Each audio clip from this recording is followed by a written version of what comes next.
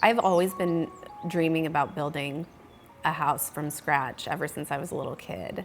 And it took a while of looking and not finding exactly what we wanted for us to be like, okay, let's just pull the trigger and build. And I had all these creative ideas, and the style, I wanted it to feel like it wasn't new. It had been here for a while, and I wanted it to feel like it had a history of its own.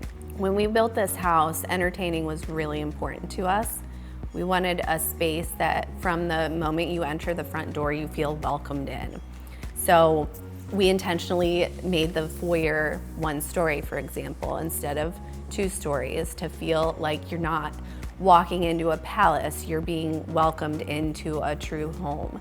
And then keeping the kitchen and the dining room and the great room all in one open area, and not having your formal dining room separated from the rest of the space was also big. Having places to eat in the kitchen was big. So all of that went into kind of thinking about the flow of the space and how guests are going to flow in and through the space and feel as soon as they enter.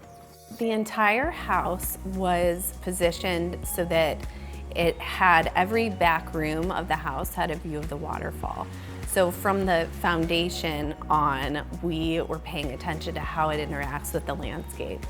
Balancing the modern design with more classical elements was a priority for me. I tend to lean a little bit more modern when it comes to lighting, and a little bit more classic when it comes to trim work and hardware on cabinetry and cabinetry itself. So in most of the rooms, you'll see that.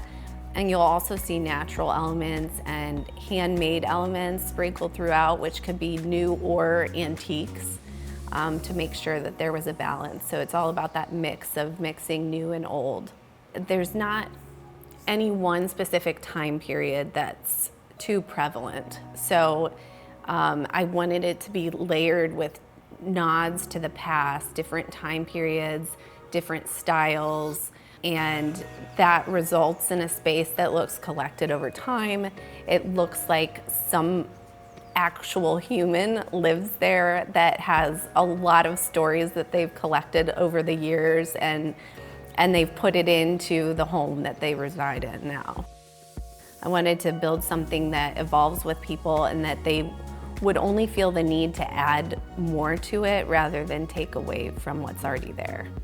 The most rewarding part of designing this home was seeing so many of my ideas come to life in the design of the space. And also, I built these spaces always picturing somebody in them. So just seeing people use the space how I envisioned is so cool to see that they're running around how I designed it, you know?